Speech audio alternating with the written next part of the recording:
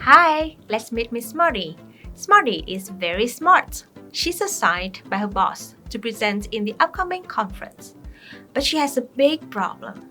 She's very good at creating content, but she's so nervous whenever she has to speak. No matter how much she has prepared, she tends to forget everything the moment she comes to the stage. Now, let's meet Miss Confident. As you can see, she's very confident. Whenever she comes to the stage, she becomes very energetic. The audience really likes her. But the problem is, after her presentation, no one actually remembers what it is about.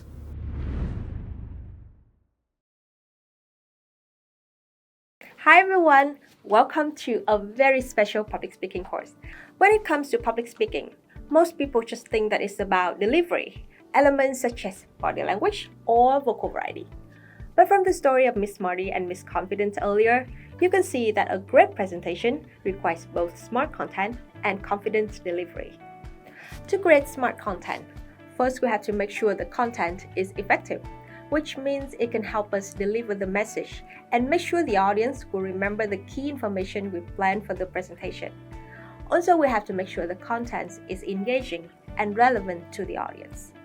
For delivery, we will need to make sure our voice, our body language, and the visual aids we use can help us engage with the audience and make sure we demonstrate confidence on stage. I already know that. The theory is so simple. The question is, how could we actually do it for our real presentations? You're right. What makes public speaking really hard is that we have to manage so many elements when we come to the stage. First, we have to remember the content. But when we are trying to remember the content, our face will look like this. And then we realize, oh my god, everyone is looking at me. I have to look confident. And then we realize, I speak too softly, I have to speak louder. And the moment we remind ourselves of all the elements required for us to look confident, we forget all of the things we planned we were going to say. Why is public speaking so hard, right? Please be patient with me, because in this course, we're going to explore the secret behind expert performance to help you master one thing at a time. And if you think that you are already very good at public speaking, I believe you can still learn something to upgrade your performance through this method.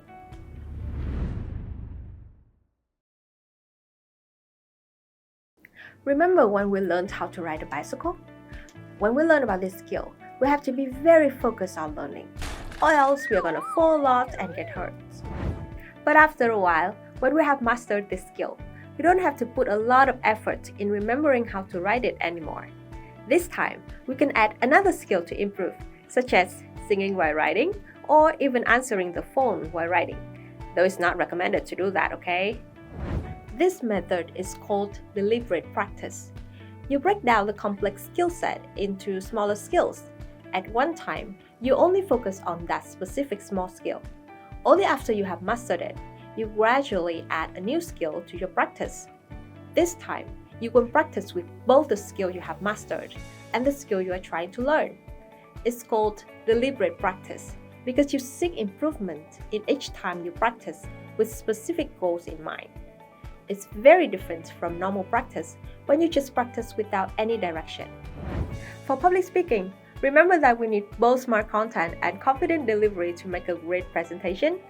A lot of people say practice makes perfect, but if we just practice without any direction, we will constantly feel overwhelmed because of so many elements we have to manage at one time. Okay, I have to remember the content. I have to make sure my voice sounds nice. Oh, I have to stand straight. My face should be lively. It's crazy, right? With deliberate practice, here are the suggested steps for you to do to improve your public speaking skills. First, evaluate your current performance to see where you want to improve. Don't worry if you don't have specific goals yet. When you learn further in this course, you will explore in more details different components of a great presentation. Second, choose one specific skill you want to focus on at this time.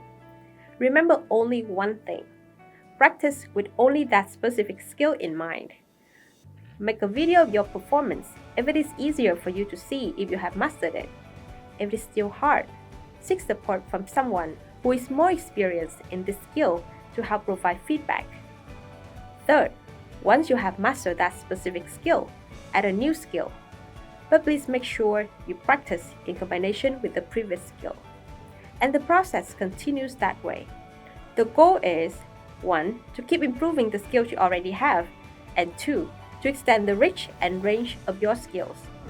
So in this very first video of the course, we have learned what makes a great presentation, smart content, and confident delivery, and the method that people usually use to have expert performance, which is deliberate practice.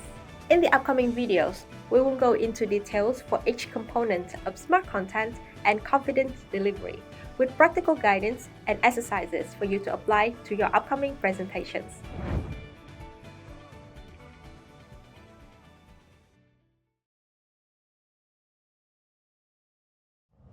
Hi everyone, welcome to the second part of the public speaking course. To create smart content, this is my suggested formula. Smart content equals effective plus engaging. Normally when people look at this formula, they want to jump right into the engaging content elements, as this part sounds more exciting. But please be patient with me. Before we add exciting flavors to our presentations, we should make sure that the core elements have a strong foundation first. So, how could ineffective content kill your presentations? Miss Confidence might say, content is not that big of a deal. As long as the audience loves me, that's totally fine. Of course, it can be fine if the whole session is created for the entertaining purpose, right? But imagine that the whole team put a lot of effort in creating an event to educate selling partners about new product features or useful guidance on product selection. And at the end of the day, if the selling partners do not get anything useful, it will be a waste of time for them, and the waste of effort for the whole organizing team. Another scenario is that even if the content is useful, but the way it is designed is not good. For example, if there is too much information for people to digest at a time, or it does not have a good structure, making people feel lost in the whole presentation, or even worse, the information is not really relevant to the audience, then the content is also considered ineffective.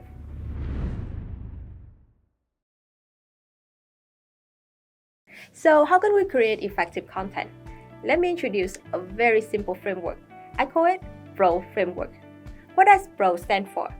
Purpose, research, and outline. This is very simple, right? In everything we do, we have to start with the purpose and then we do research before we come up with a structure. But in reality, we tend to go straight to find existing content or even creating new content without pausing a little bit to think about the purpose of the presentation or do research about our audience. What are the signals of the content not really meeting the purpose and lacking understanding of the audience? Too much information, too little information, no clear message, and there are just a few examples. Okay, let's do a quick exercise now. For example, your upcoming presentation is about product selection framework targeting new selling partners. First, you will need to define the purpose and outcomes of the presentation. Please think about these two important questions. Number 1, what do you want the target audience to remember from your presentation? And number 2, what do you want them to do after your presentation?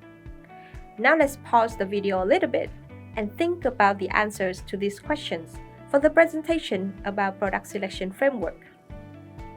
Okay, you must have some ideas now. Here's an example of the purpose you can use. Firstly, you want the audience to remember the core framework to help them select the products, as well as the names of potential Amazon tools for selection. So that's what you want them to remember. And secondly, after the presentation, you want them to feel inspired to learn further about this framework by reading the guidance from Seller University and think about what to do for their own products. And that's what you want them to do after the presentation. As for the letter R, research, you might want to gain insight into the target audience, their needs, interest, background, as well as all the materials you can gather regarding the topic of your presentation. Facts, statistics, case studies from internal and external resources. And please use the purpose and outcomes you have in mind to guide your research. So when you have these purposes in mind and you have done research on the audience, you might think that, I should not provide too much information about all the features of the selection tools, as it might overwhelm the new sellers. Instead, I should focus on the logic of the framework, as well as provide a little bit but really good demonstration of the tools to let them see that the framework together with the tools can be very helpful. By that way, they're encouraged to learn more details about the framework later on, as well as think more about how to apply the framework and the tools for their own selection process. However, if the target audience is changed from new selling partners to existing selling partners, it will be a totally different story. Because existing selling partners have already selected products to sell, and the next step for them is to expand the product portfolio, for example. The content angle will need to be revised to match with not only their background, experience, but also their interests. So we have covered the letter P, purpose, the letter R, research in the Pro framework. What about the letter O, outline? To make it easier to understand, let's think of the structure of a human body. Yeah, I know it's not an exciting image to look at. We have the spine, the ribs, and the flesh. Now keep that image in mind. Our presentation structure also needs the spine, the ribs, and the flesh. What is the spine of the presentation? Right, that is the message, the purpose, the things that you want the audience to remember the most from the presentation. The reason why it is the spine, because in order for the audience to remember it, it doesn't just appear one time in your presentation. It has to be embedded cleverly throughout the whole speech and supported by the main points of the speech to make sure people can remember it. For example, if you consider my training is a presentation, you will see that I talk about smart content and confident delivery throughout the whole training. And I even created two characters, Miss Smarty and Miss Confidence, to deliver my message. So if the message is the spine, what are the ribs and flesh of the presentation? They are the main points and examples or evidence.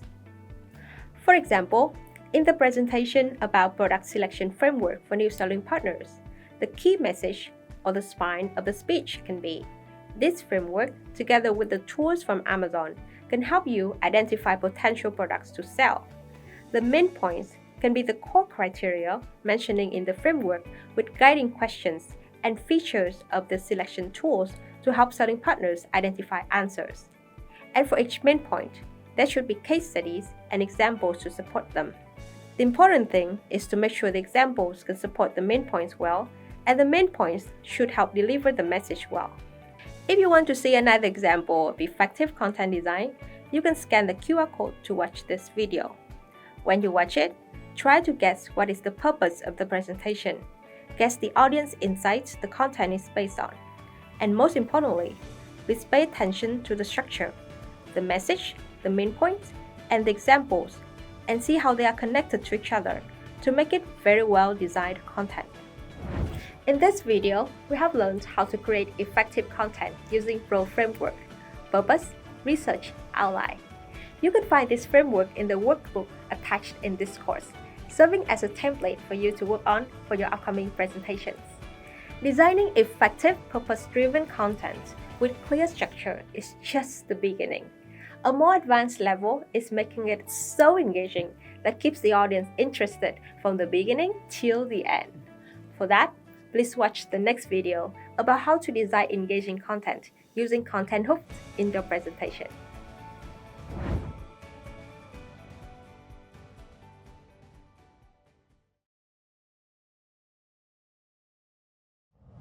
In many public speaking courses, people talk a lot about the importance of having the hook in the introduction of the presentation. Of course, we want to draw people's attention to our speech right from the beginning. But what we often forget is how to maintain their attention. Here is what it usually happens.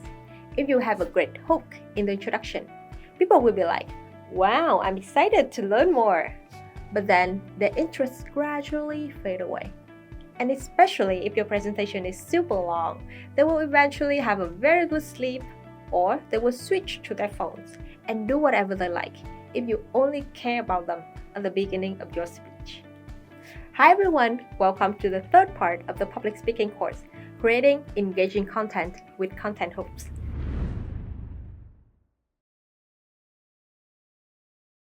So here's what we are going to do. We're going to join a challenge. Imagine the audience attention at a time is like a fish. What we should do is to use content hooks to catch as many fish as possible throughout the whole presentation, not just at the beginning of the presentation. Are you ready to play the game with me? Let's go! So, let's say the topic of our upcoming presentation is about the important components of the product detail page. If we have to use 3 ways, other term I use here is content hooks to attract people's attention at the beginning, in the middle, and at the end of the 20-minute presentation. What do you think we should do? You can pause the video a bit to come up with some ideas. Okay, what ideas you have in mind? Before I share some of my examples, let me introduce to you the list of suggested content hooks that you can embed in different parts of your presentation. So, here's the list of popular content hooks for your reference. A shocking, interesting fact, provoking questions, storytelling, fun analogy, activity, prop. Okay, now come back to the challenge about product detail page presentation. Now I'm going to give you some examples based on the content hook library I just shared. Please try to guess what content hooks I used for the example, okay? Do you know that 3 months ago, a selling partner actually tripled the revenue just by changing the product detail page information? Let me tell you a real case that actually happened. This is the content hook we could use for the introduction of the presentation. What type of hook we are using in this case? Yes, shocking fact, provoking question, and storytelling. Okay, so after sharing the case study, we want to introduce the core elements of the product detail page. How can we add a content hook in this case? Definitely, we can continue with storytelling to analyze how each component contributes to the success of the selling partner's story. But today, I want to introduce a new type of hook. So here's my example. Great product detail pages are very similar to our profile page on a dating app. We need great titles, great images, attractive description with relevant keywords that trigger the interest from our potential leads. So what type of hook is this? It's a fun analogy, a fun comparison between 2 things that have similar features. But please make sure that the analogy you use is relevant to the context as well. A dating app analogy in this case is more suitable for an informal setting. Or you can also attract attention even more by using a prop. You can bring your smartphone to the stage when you talk about the dating app analogy. Finally, before we wrap up our presentation about product detail page, we can also have a content hook to draw people's attention to our core message. For example, let's all play a game. Let's look at these 2 product detail pages and guess which one generated more sales. So what type of hook is this? Yes, it's an activity. What's great about activity is that if you design it well, it not only attracts people's attention, but also helps you summarize the key points and deliver the key message you want the audience to remember. But please be mindful of the time it will take from your presentation. Normally, activities take more time to do than other types of content hooks. Still don't believe that hooks can help maintain attention for a super long presentation? Let's watch this video and you will be totally convinced. When you watch the video, please note down the hooks that the speaker used and how it helps maintain the audience's attention.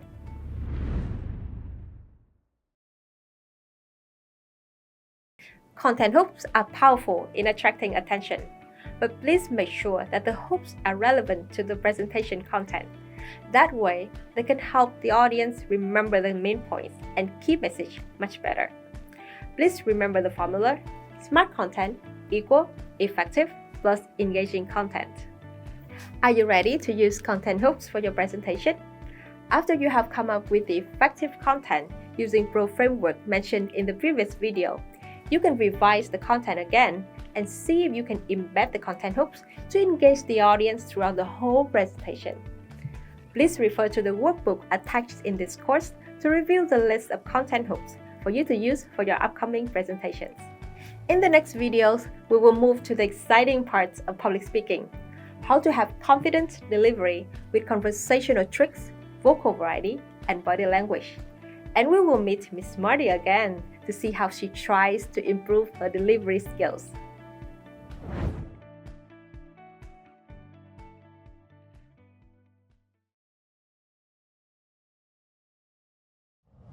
How to stop people from falling asleep when we present? That's an important question that all of us have to answer when we prepare for our presentations. But don't worry, in this video, we will learn how to conquer this challenge.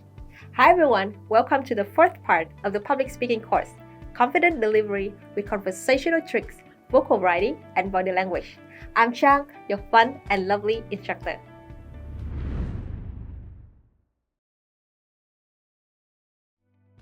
Before we talk about vocal variety and body language, one of the first things we have to do is to switch our view of public speaking from one-way communication to two-way communication.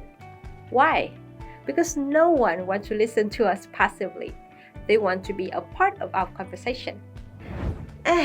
Easier said than done. How could we actually do that? Okay, let's join this activity with me. First, you can try saying these sentences. Inventory management is as important as boosting sales. For selling partners who manage their inventory well, storage costs account for only a small percentage of the revenue. Meanwhile, selling partners who pay less attention or do not manage their inventory well often have to pay a lot more. It's clearly one-way communication, right?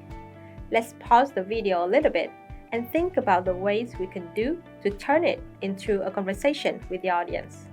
Okay, I hope you come up with great solutions to that example.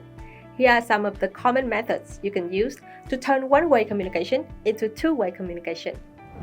The first method is asking audience profile question. Let's go back to the example. You can ask, how many of you here are curious about the best ways to optimize inventory storage costs? Please raise your hands.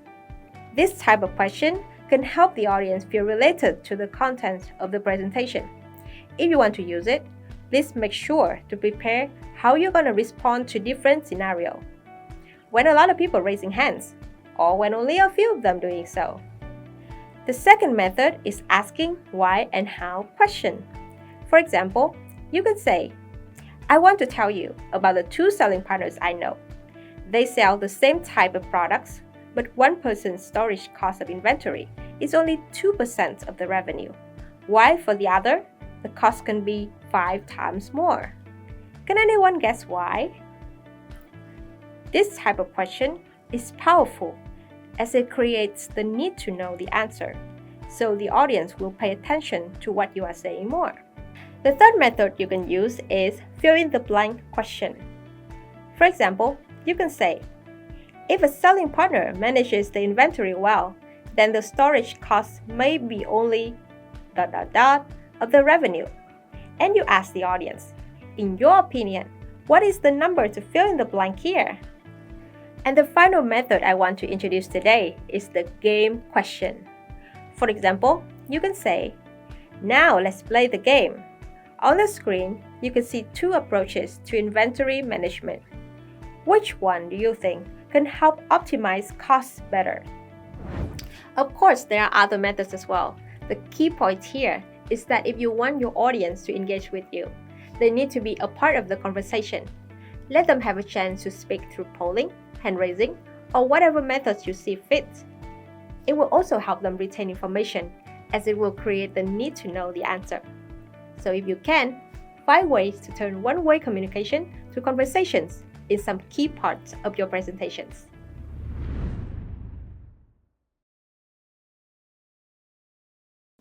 Engaging with the audience is not just about what you say, but how you say it. For example, if you say, I'm very excited to see you today. No one could feel the excitement in her voice, right? Miss Marty in this case should increase the pitch in her voice and put more emphasis on excited. I'm very excited to see you today. It's totally different, right? So what is the secret here? let me bring you to the world of vocal variety. For vocal variety, you just need to remember the 4 P's: pitch, power, pace, and pause. When do you think we should have high pitch? Yes, when we want to show excitement, positive feelings, or when we want to draw attention to special parts of our content. How about power? We should add more power to our voice when we want to put emphasis on some key parts, some core information, or create a strong call to action. How about pace? When do we speak slowly? When we're explaining something important or not easy to understand right away. If we speak too fast, people may not be able to understand the complex information. Pace can also help us illustrate emotion. We tend to speak fast when we want to show excitement or something in action as well. If we speak too slowly with low pitch, it can have the power of making people fall asleep as well. And finally, for pause, this one is very powerful. Can you guess when we usually use pauses? Yes, when we want to draw attention to what we are going to say next. Okay, now let's practice with an example so you can know how to apply this to your upcoming presentations. We will practice from basic to advanced level with deliberate practice method. For basic level, we use vocal variety to emphasize important content parts. For advanced level, we will use vocal variety to express emotions. First, read through the whole paragraph and highlight the part you want to emphasize. You can pause the video a little bit if you need more time to read and highlight. Second, use high pitch and add more power to the highlighted parts. For example, you can say, "Yesterday, a selling partner came to me and said, 'Is it true that on Amazon I cannot have multiple selling accounts? My accounts will be blocked?'" This is actually one of the most common misconceptions. Third, while maintaining high pitch and power on highlighted parts, please speak more slowly on important words, the words that I underlined here. And then add pauses before the part you want to emphasize the most. For example, you can say, "Yesterday, a selling partner came to me and said, 'Is it true that on Amazon I cannot have multiple selling accounts? My accounts will be blocked?'"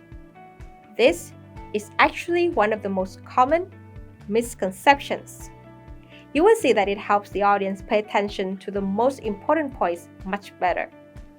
In each round of practice, you can see that when I added a new skill, I did make combinations with the skills I have mastered. That's what makes deliberate practice different from normal practice. The goal of deliberate practice is to help you keep improving the skills you already have and to extend the reach and range of your skills. So that's the basic level, using vocal variety to emphasize important content parts. A more advanced level is to express our emotions through vocal variety.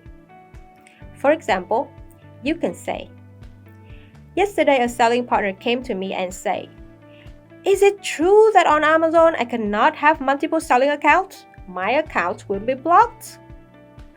This is actually one of the most common misconceptions. You can see that in the first 2 sentences, the emotion is anger, so the pitch is higher and you will see more power in the vocal variety. But then, in the final sentence, when I switch the role in the conversation, you can feel a calmer emotion with lower pitch and slower pace. Using vocal variety can help our delivery more engaging, as people will be attracted to the way we express emotions. And that is how we use deliberate practice to enhance the vocal variety in the presentation. Remember the 4 P's: pitch, power, pace, and pause to help you with the practice. The next challenge is to combine vocal variety with body language to engage the audience. And you can definitely use deliberate practice to improve your performance.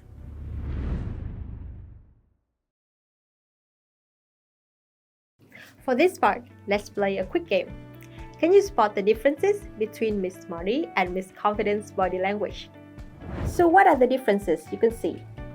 First of all, let's look at the posture. You can see that Miss Confident stands up straight with her shoulders back and her head held up. On the other hand, for Miss Smarty, Her shoulders are rounded with a forward head. Definitely, Miss Confidence looks way more confident because of this posture, right? Secondly, let's look at the gestures. While Miss Confidence has open gestures with natural hand movement, Miss Marty has closed gestures. The truth is that constantly touching parts of our body shows the lack of confidence. Open gestures with natural hand movement show that the presenter is more relaxed and confident.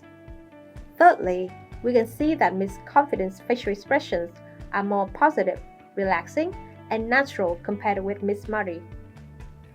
Finally, let's look at the body movement. While Miss Confidence moves naturally and on purpose, Miss Marty just stands in one place, or sometimes just moves around too much. So you can see that posture, gestures, facial expressions, and body movement can clearly show whether someone is confident or not. Please try to have the right posture, open gestures, relaxing facial expressions, and natural body movement to show that we are confident. A more advanced level is to use body language in combination with vocal variety to express different emotions to engage the audience. It's not really a must in public speaking, but if you are up for the challenge, it will be fun and the outcome will be amazing. Now let me show you how to practice to improve your body language. Remember deliberate practice?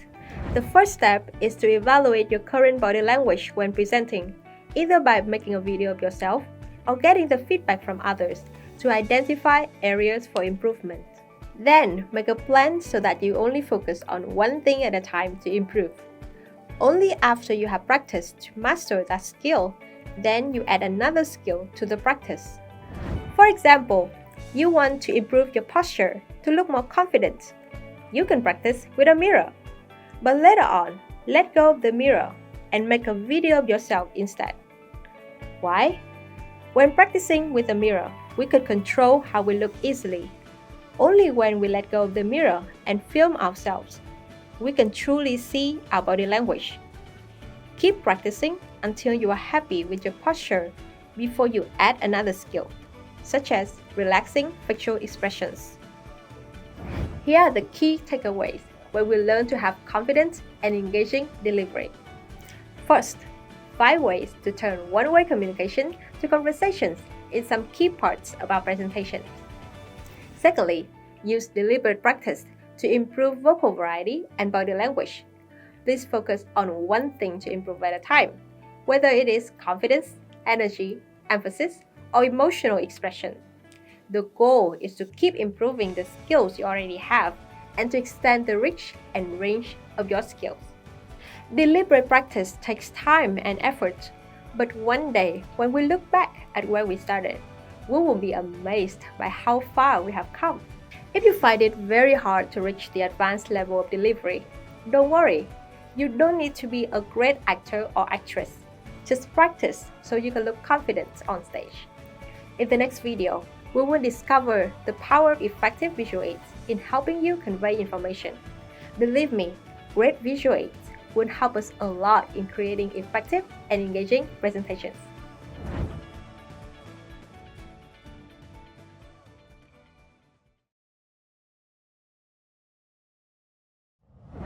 Have you ever wondered how good our mind is at processing information? Let's play a memory game with me. Try to remember these numbers and letters. Very easy, right? 1A, 2B, 3C, 4D, 5F. How about these numbers? Much harder, right? Why is that the case? It's because of the limited capacity of our working memory. You probably know that we have short-term memory and long-term memory. While our long-term memory can hold a lot of information, our short-term memory, or we can say working memory, can only hold and process a limited amount of information. According to Miller, our working memory can only hold from 5 to 9 pieces of information at a time. That's why when we use slides full of text like this, it's not easily digestible for the audience. So what should we do in this case? Hi everyone, welcome to the final part of the public speaking course. In this video, we will discover some core principles based on cognitive science to guide our slide design, so we can convey information more effectively in our presentations. At the end of the video, I will also summarize the core contents of the whole course and provide final recommendations for your upcoming presentations.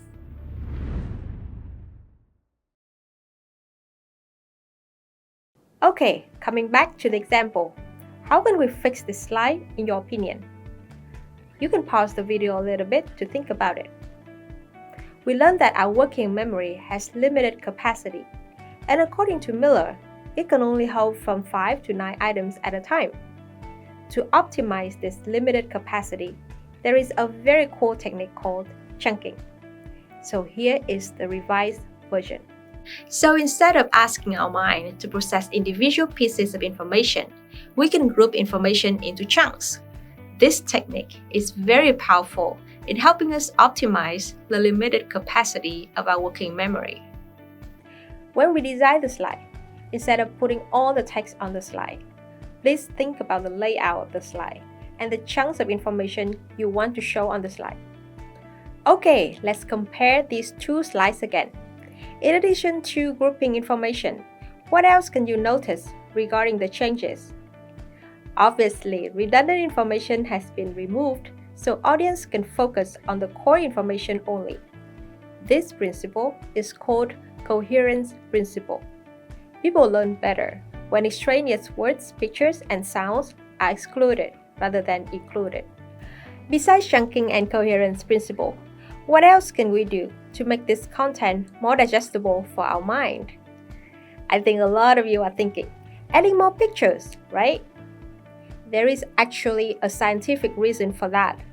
According to Mayer's cognitive theory of multimedia learning, while our ears are better designed to process words, our eyes are designed to process visual information. In the working memory, our ears will select words, turn them into sounds, and organize words into verbal model. Our eyes will select images and organize images into pictorial model. Then, these two models will be integrated with the prior knowledge in our long-term memory to form an understanding. And that's why there is a principle called multimedia principle. People learn better from words and pictures rather than words alone. So instead of having a slide full of text like this, visual information can help the audience process information through their eyes much better. So let's add a chart. And we just learned about chunking and coherence principle. So let's revise further using these two approaches. Much better, right? Okay, let's look at this slide again. What attracts your attention the most? The numbers, right? Why is that? Because of the orange colors. There's actually a principle for that. It's called signaling principle. People learn better when signals are provided to guide learners' attention to the relevant elements of the material. You can use warm colors, bigger font size, bold text, and any other approaches to signal the most important content parts in your slides. But don't overuse colors, or else nothing will stand out. Yeah, signaling principle does make the core information stand out, right? But let's look at the slide again. There is still something wrong here. Even though we can see the ranking of the top categories, but it's not easy to find them on the chart. So what should we do then? How about we move the signal to the chart as well and make sure the relevant visual info matches with the text when we mention it. Let's see. Let's talk about the first category, and then the second category, and then the third category. Wow, much easier to follow, right? This is called temporal contiguity principle. People learn better when corresponding words and pictures are presented close to each other in time. For the last principle we mentioned in this video, let's look at another example. Can you see any problem with this slide? We have to move our eyes a lot to read information, right? Like number 1, keywords. Oh, where can I find number 1 in this picture? This is called split attention issue. How can we fix it? We should move the information next to the relevant part of the visual, right? It's called spatial contiguity principle. Corresponding words and pictures should be presented close to each other on the screen. Okay, let's summarize the core technique and principles we can use to guide the slide design to optimize the limited capacity of our working memory. Number 1, chunking, grouping relevant information into chunks. Number 2, coherence principle, remove unnecessary information. Number 3, multimedia principle, use combination of words and pictures rather than words alone. Number 4, signaling principle, use the signals to guide people's attention to the relevant information, but don't overwhelm people with too many signals as they will compete for attention. Choose signals wisely. Number 5, temporal contiguity principle, corresponding words and pictures should be close to each other in time. And number 6, spatial contiguity principle, corresponding words and pictures should be close to each other in space. What principle is the most helpful one for you? You can use them as a checklist for your design to make sure the slides can help you convey information effectively.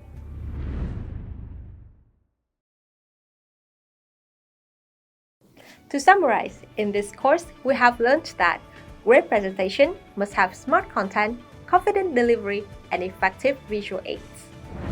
The content is smart when it is effective and engaging. We should also have confident delivery.